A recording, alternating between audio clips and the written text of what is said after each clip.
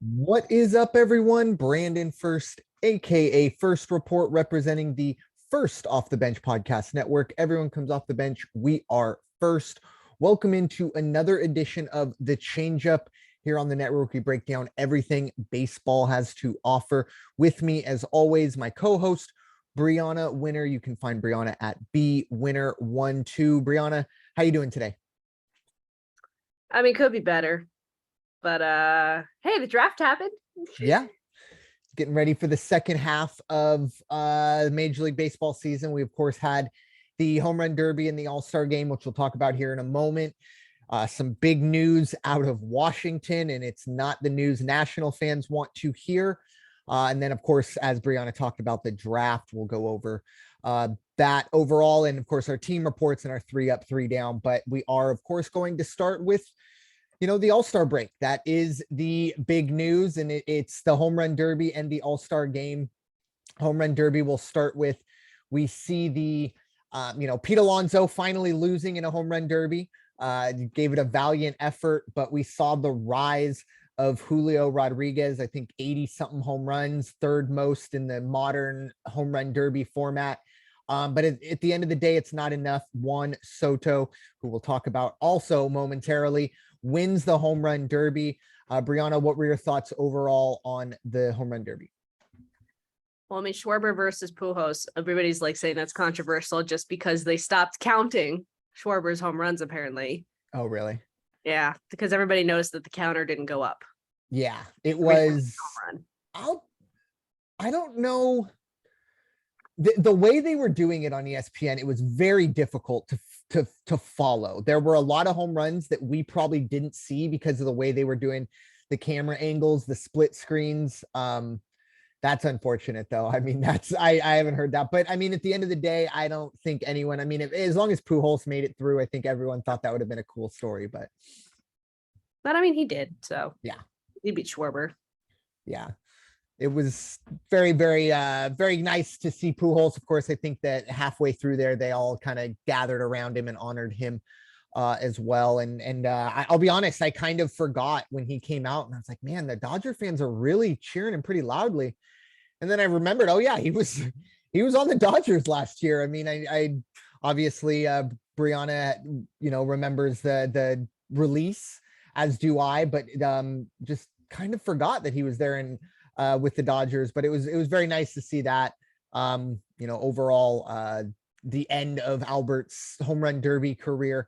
But Julio Rodriguez, made a statement without winning. I think I saw something that he actually gets paid $50,000 more for finishing second in the Derby than his entire salary. So, that's good for him. Make some extra cheese. And at the end of the day, a really, really good performance. Something we'll probably be talking about further down the road. And we'll also be talking about the Mariners later on in this episode. But of course, we also have the All-Star Game, which for me personally, I think is the best All-Star Game out of all 4 of the major sports. But I also think that's because you can play baseball at 75% and not worry about getting hurt.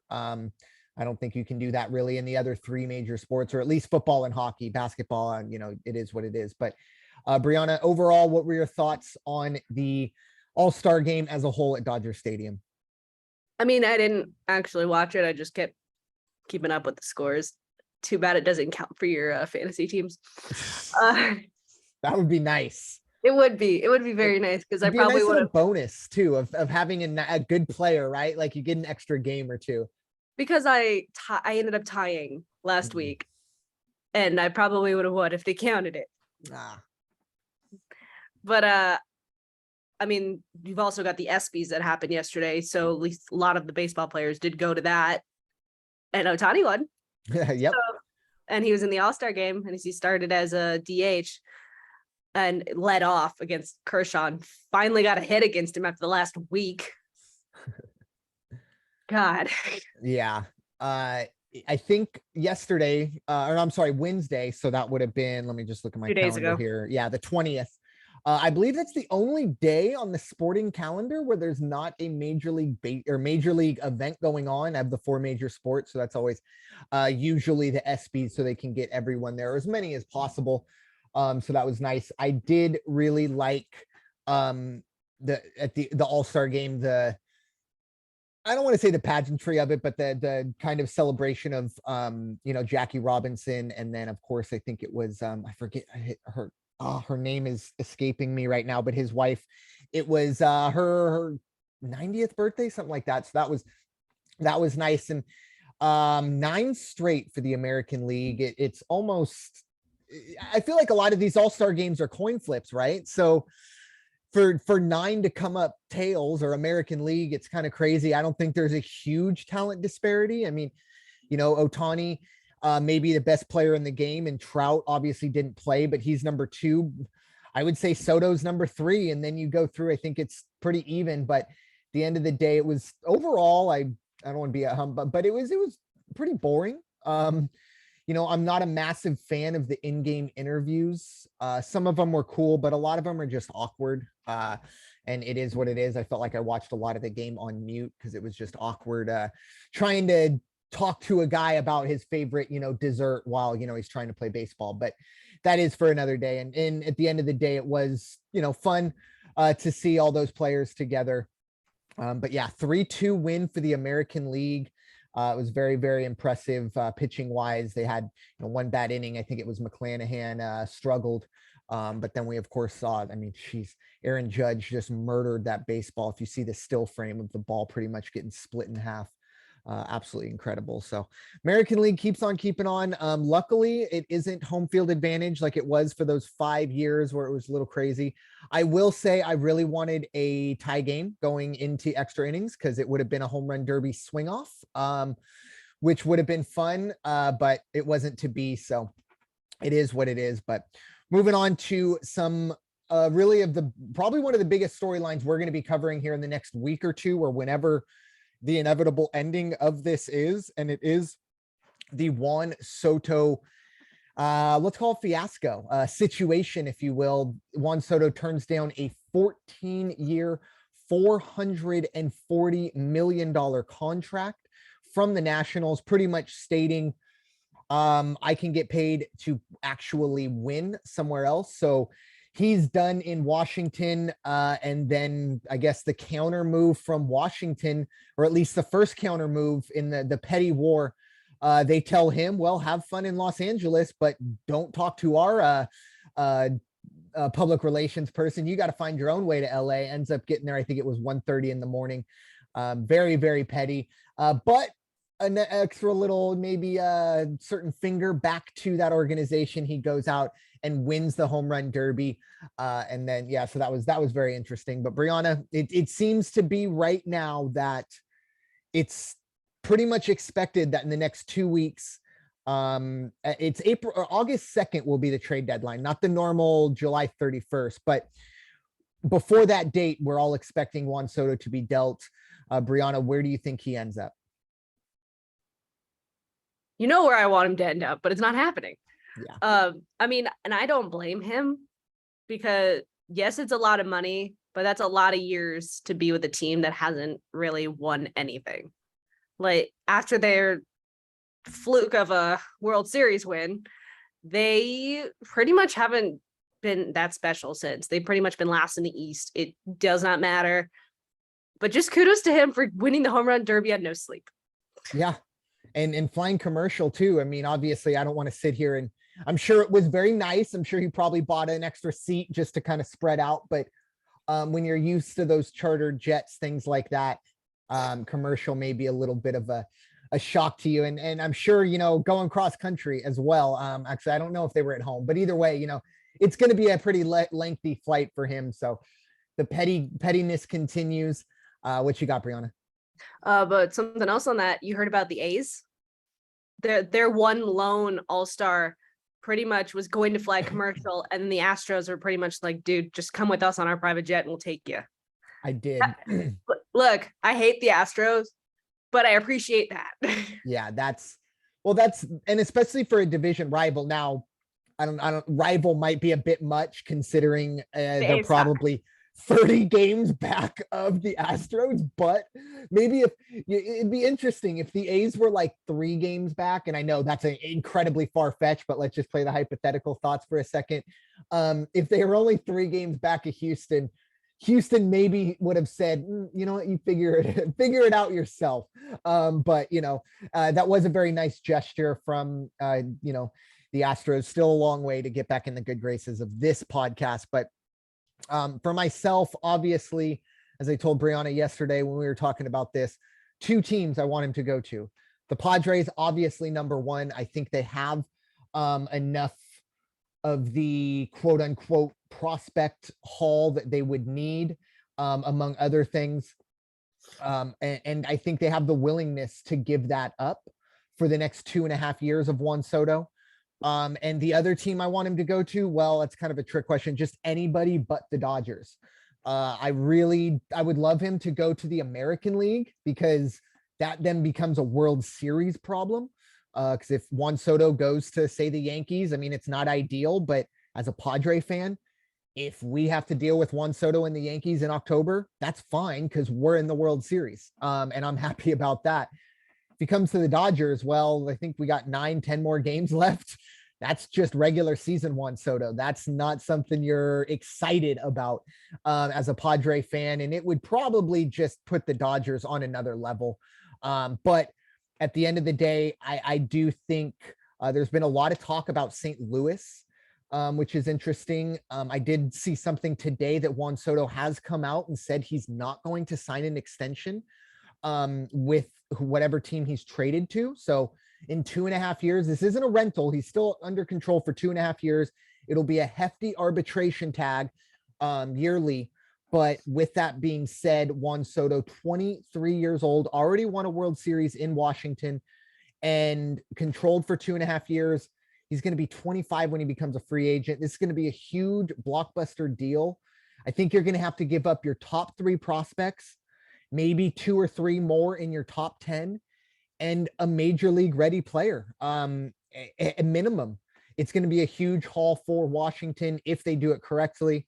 I know Jonathan Papelbon, of all people, came out yesterday and said that he heard that Soto wants to go to the Mets. I find it very hard to believe the Nationals will trade in the division unless the Mets are the only team that are offering. So we'll see how it goes. We do expect, as I said, from what most people have said, in the next 10 days or so, some finality in that, especially after the whole home run derby fiasco. I can't imagine Juan Soto wanting to finish up the rest of the year in Washington. And I think for the Nationals, his value right now is the highest I think it'll be, because it's so condensed. If you had all off season to work out a deal, I think then it kind of complicates things, but really 2 weeks to figure out how to get this deal together is going to help Washington, because there are going to be a lot of teams kind of bidding against themselves, because there are so many teams in this, lottery, if you will, for Juan Soto. And I do say so many teams, but at the end of the day, there's probably only about 8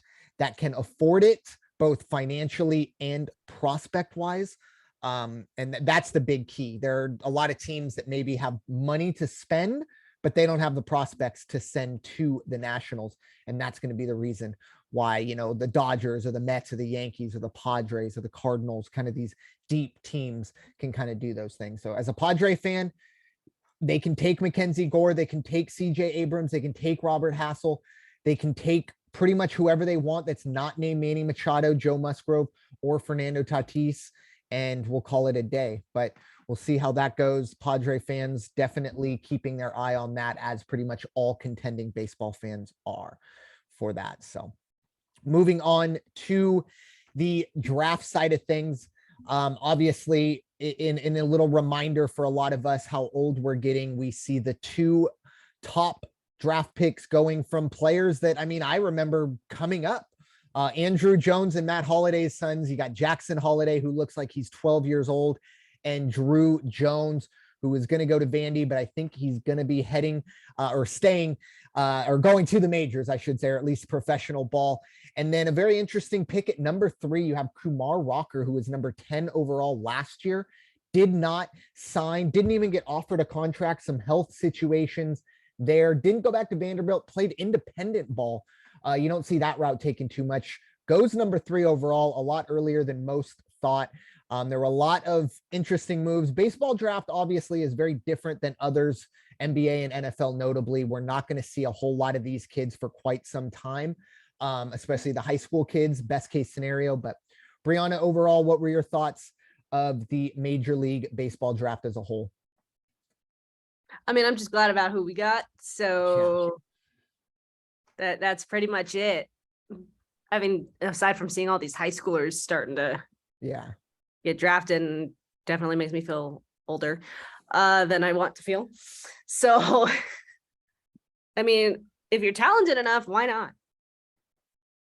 Yeah, and I think for the baseball draft, it's such a gamble, especially if you're drafting early on. And the way the baseball draft goes, obviously, for whatever reason, you know, Major League Baseball gives teams amounts of money they can spend on players, and that changes things a lot. I go back to 2004, was it for the Padres? 2001, maybe, in that area. They had a chance to take Justin Verlander number 1 overall. They took Matt Bush, who, I mean, has become a okay player now, but that took 10 years of him being in jail, essentially. And I'm not being over dramatic on that. Go look the Matt Bush story, but they took him out of Mission Bay here in San Diego because they knew he was affordable.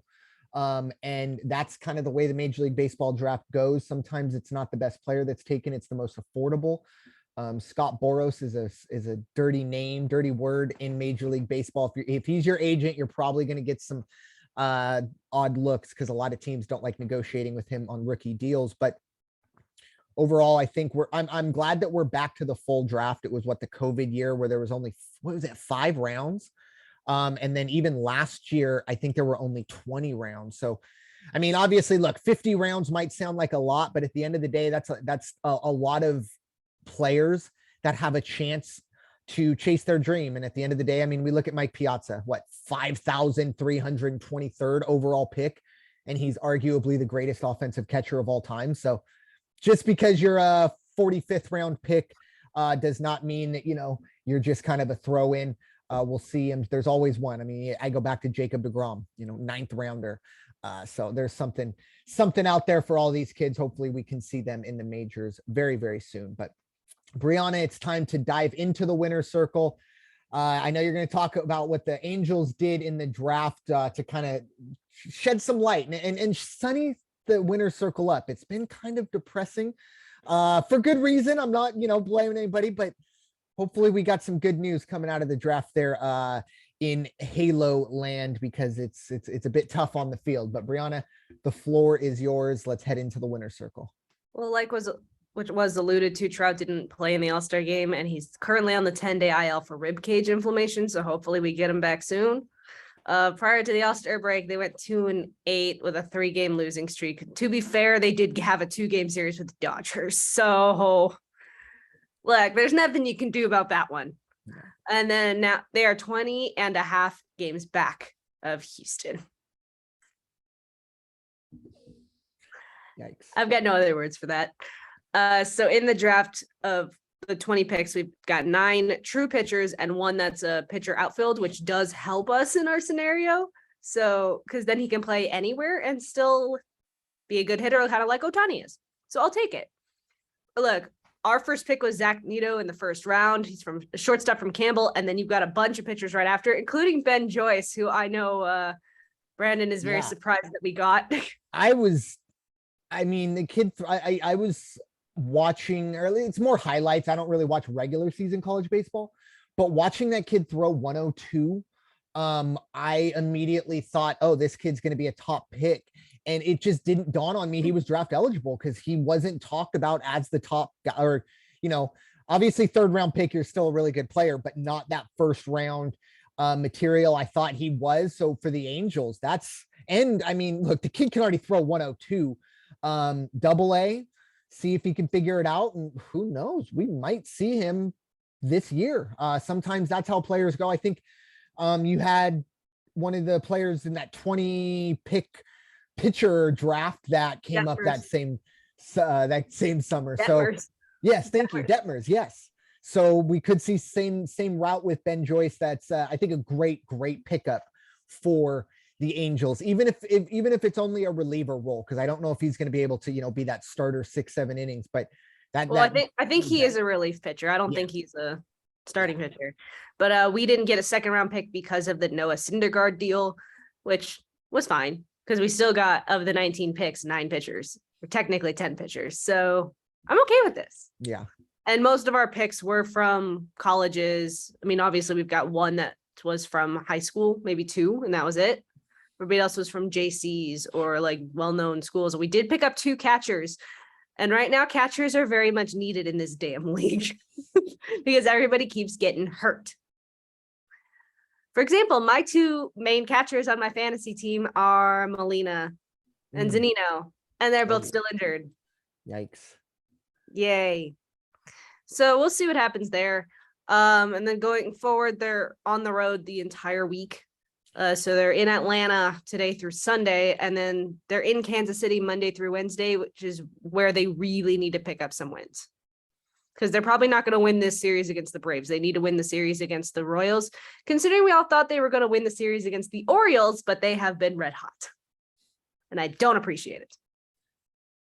Yeah, it's unfortunate for the Angels. I think on the field, this team obviously is not going to make the playoffs more than likely unless they get on a bit of a Mariners run. But I'll be honest, I like what I just heard from you about the draft, because not only are they bringing pitchers in, but drafting college pitchers that maybe might not have the ceiling that these high school pitchers do, but we're going to see them earlier than the high school. Ideally, I mean, obviously they have to perform, but if they get to where they need to be, we'll see them earlier. And I think that speaks to what the Angels need, and knowing that we need some guys that can make impacts in the next year or 2. And I think Joyce is a great step towards that. And even the kid out of Campbell, I watched the first round on MLB Network, or at least until the Padres pick, and then that was kind of it. But from what I saw to the kid out of Campbell, not a big, obviously Campbell isn't a big school. Most people, would equate that to soup before a college university. But the kid hits and he can play shortstop, and that's kind of what you're looking for early on in the draft. I think that's a really good pick for the Angels. And I think going forward, it's going to be a good 2 years of drafting for the Halos. And hopefully that can equate to some sort of success here in the next year or 2. But unfortunately, I don't think it's going to be this year that we see the Angels and Trout in October. But moving on to the Padres side of things, it's not nearly as gloomy, but it's definitely not sunny in San Diego at the moment. We'll start with the draft for the Padres. It doesn't have the type of importance it used to when the Padres were just a bad team year in and year out. So we were drafting in the top 5 every year. So it was always, oh, who's it going to be? Who's it going to be? They did draft 14th overall, of course, because of last year's absolute collapse at the end. But they end up getting arguably the best high school pitcher in the draft, in Dylan Lesko, who is coming off of Tommy John. So there is a massive gamble there. But being a high school kid, I think we all kind of expect 2 or 3 years in the minors minimum, probably even longer. So, go get healthy, figure things out. That's fine. And if this kid hits the type of comparisons, and they had him as maybe just as good as Mackenzie Gore in terms of the best high school pitchers that have been draft eligible in recent years. And Mackenzie's struggled a bit of late, but he's also been somebody that I know can pitch on the major league level at some point. We'll see if Lesko is part of it as well. And then 2 more pitchers after that in Mazur and Williams. And then King Jr., catcher, and a first baseman. A lot of this with the baseball draft is not necessarily needs. It's best player available. And, a lot of these catchers, they'll get drafted as catchers, and, the needs of the organization will change and they'll be put in the outfield or third base, things like that. So positionally, it's always kind of tough to see how these guys end up. Overall, look, I'm not a baseball or a amateur baseball scout, so I can't sit here and tell you grade the baseball draft like we do for college football, because I watch it 12 hours a week, on Saturdays. But overall, from what I've heard, the Padres have to feel pretty good about their draft, but their focus right now has to be what's going on the field. And the big thing, obviously, is for Padre fans, at least, is trying to figure out if the Padres, can they get Juan Soto. If they do, I think a lot of us will be very, very happy and feel good about where the Padres are going. But until Tatis comes back, until Machado gets some help from anybody else, until the starters or until the bullpen can kind of figure things out, I think the Padres are going to be in panic mode. We go back to last time we talked, it was going to be 7 games against the Rockies and the Diamondbacks. They said they have to go 5-2 to really feel good about themselves. They go 3-4. They lose 3 out of 4 to the Rockies. It's to the point I don't watch Padre Rocky games anymore because I know how they're going to end. The Padres are going to get out to a big lead early on, and then the bullpen's going to give it up. And that's continually what happened in Colorado. Looking ahead for this team, they do have 3 against the Mets and then 3 against Detroit, all on the road. So that'll be interesting to see how that goes. But if you are going to go cross country on a road trip like this, I'd rather you do it coming off of the All-Star break. They've had essentially 5 days off. Anyone not named Musgrove, Machado, or Cronenworth, at least, have had 5 days off to kind of get ready to get to New York, get themselves going. The Padres, unfortunately, though, 10.5 games back of the Dodgers. They're 52-42, still looking okay. In terms of the wild card, they're actually in holding down the second wild card spot right now. They're 4 games behind the Braves in that situation and 2 games up on the Phillies and Cardinals. So we'll see how that goes down the stretch. But for the Padres, looking ahead, it has to be winning series, and the division title's out of reach. It's over. The Dodgers are going to win their 1700th, whatever it is, division title in a row. Congratulations, blah, blah, blah. But for the Padres, it's about staying the course, getting a wild card spot, something they were not able to do last year. Last year, they fell apart. We cannot fold like a cheap suit this year. And hopefully that will spur on AJ Preller and that ownership group to kind of take a chance on Juan Soto. 2.5 years of having the best player or one of the best players in the game, try to bring a championship to San Diego. And you know what? If you fail, you fail, but at least you tried. It's something we haven't seen there. So yeah, that's what we got there. But moving on to the 3 ups and 3 downs, we have Bryanna, you are going to be giving me the first up of the week. The first up of the week is, for obvious reasons, it is the Seattle Mariners, who are on a 14-game win streak. Yes. They are now only 9 games back of Houston, so they've made up a lot of ground from where they were just 2 weeks ago. And then, obviously, look, if anybody can catch them right now, it's going to be Seattle. Yeah. It's tough just because of the situation where Seattle's still 10.5 games back, even with this run, with everything that's going on. And a situation now, Seattle's feeling good. And at the end of it, if Seattle can keep rolling, I think they're a wild card team, but they're not going to win this division unless Seattle really falls apart. So we'll see how it goes. I would love to see Seattle keep going. But at this moment, I think a wild card is their ceiling, if you will. So that's a tough one when you look at the overall for the Mariners. But I think they still have to feel pretty good, especially with what they saw to Julio Rodriguez, the home run derby. But moving on to our first down of the week, and this turns into a retirement ceremony because the Washington Nationals are, well, we know they've been done for a while, but they're officially done in our book. Currently, they're 31-63, 27.5 games back. They are 1-9 in their last 10 and currently riding a 1-game win streak, if you consider that. So they also have the fiasco with Juan Soto, the plane situation.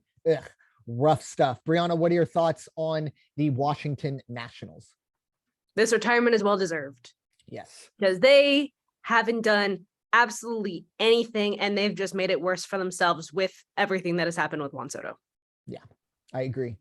It's been it's not a good look anywhere in Washington right now. And then remember, let's go back to last year when they had to get rid of Scherzer and Turner. That's been rough. But Bryanna, what's our second up of the week? Our second up of the week is going to be those Blue Jays. They were in fourth in the East for weeks, and they have finally moved up to third. So progress. Yeah. Well, and everyone in the East right now, outside of the Yankees, seems to be kind of just going back and forth, or at least fourth through second. The Orioles, they have 500, but they're still a little bit off the pace for everyone else. Tampa currently sitting in second, Toronto right there, as you said, in third, and Boston. A lot of these teams, it's going to be trying to figure out how to make a wild card berth. I don't think anyone's running down the Yankees with what they've been doing, but overall, I think Toronto feeling good. That team's starting to figure it out. I love what I saw out of Alek Manoah in the All-Star game. That was actually one of the times I actually liked a player being interviewed while he was pitching. That was kind of interesting, but it's pretty cool there. But the Blue Jays, I think all of us are kind of pulling for them. The kind of the young kids, and Vlad Jr., of course, we want to see him make a playoff run. So our second down of the week is going to stay in that same division, and it's Boston. They were the ones who went down because of Toronto going up, and Boston currently 3-7 in their last 10, 48-45. They're 15.5 games back. Still improved from where they were early in the year. They obviously went on that big run, but they're still struggling a bit. 3 games under 500 there. Bryanna, what are your thoughts? The Red Sox sitting in fourth place in the AL East. Look, if they want to be able to have a chance, they can't be losing the games that they have. And obviously, Toronto's been winning at the right time. Yeah. So right now, it's all up to timing. And if Boston wants a chance, they need to start winning. Yeah, against teams like the Orioles. Well, and that's the thing in this division. It seems like you lose a series and more than likely you've lost 2 games on whoever was in front of behind you. And that's been a big shift overall. Seems like every time we do this podcast, the AL East 2 through 4 is slightly different in some way. So really kind of going to show you how tough that division is. But Bryanna, what is our third and final up of the week? Our third and final up are those Cardinals from St. Louis. They are now only half a game back of Milwaukee. They're 6-4 in their last 10. And Milwaukee's pretty much been leading most of the season. So St. Louis needs to do it now if they want a chance to not have to deal with the wild card. Yeah, the Central in both leagues is mediocre, but I think St. Louis right now, a big reason why they're doing so well, I think, is because of what that organization puts together. Every year, the Cardinals are good, period. Doesn't seem to matter who they trot out there. There's plenty of talent on that team, but they are always good. And I think they can double down on this. Like I said, I wouldn't hate it. I'd prefer him to go to the Padres, but there's been a lot of chatter about Soto to the Cardinals. Wouldn't be ideal because he's still in the National League, but we also wouldn't have to deal with him in the with the Dodgers, and that would be great. So we'll see how that goes. But if the Cardinals can get Soto, that would be massive for them. But going forward, the Cardinals have to be focused on their challenge with Milwaukee. I like their chances, though. I just think they are better or a more rounded team, even though I did pick Milwaukee to win this division overall. It's going to be probably come down to those. Actually, it's definitely going to come down to those 2 teams. And at the moment, I think the Cardinals are the better choice in that situation. So we'll see how that goes down the stretch. All right. And finally, our third and final down of the week. We're finally seeing them come back to earth, if you will, from what we kind of expected. It's the Minnesota Twins.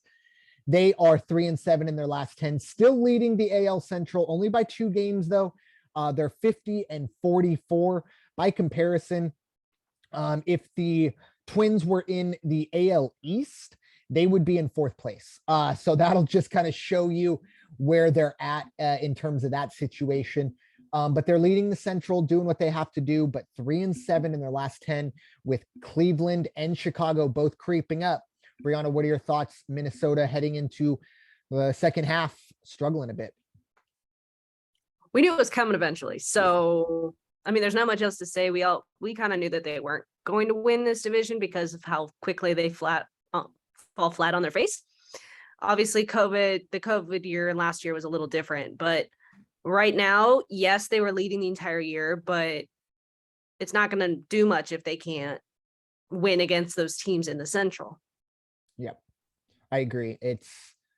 It's going to be those three teams. Obviously, both Centrals, the division leader has 50 wins, which is less than pretty much every division. And the AL Central, it's going to be that 3-horse race. And Minnesota has to figure it out and has to figure it out quick, or they're going to be in a lot of trouble heading into September, because I think the White Sox and Guardians, I almost did it, are going to be right on their heels like they are right now. But Bryanna, final thoughts for this edition of the Changeup as we head into the second half of the year. Hopefully the Angels can pull what the Nationals did a few years ago and come back. I know it's hard, but I'm hoping. Wow. Okay. Yeah. Hey, I can hope. No, 100%. I love it. I respect that. I wish there would be more fans like that, myself included, that think about things like that. And who knows? They've got the talent. I know Trout's hurting a bit right now, but the 10-day DL, let him chill for a bit. I'm sure the All-Star break had something to do with that. Let him take those extra 5 days plus with all that and just kind of hang out and rest up. But, looking forward, if the Angels do get that done, I can't wait for every single winner's circle. At some point, if they do make the playoffs, there's going to be a whole episode where it's just the winner's circle of Bryanna just, giving us her best experiences of the season. But we shall see if that will come to fruition. We'll see where Juan Soto ends up, but we will be back with you next week. Thank you all so much for listening to this edition of the Changeup presented by the First Off the Bench Podcast Network. Everyone comes off the bench. We are First. Thank you all so much. Time for you all to go wash your hands. Thanks for listening. Take care.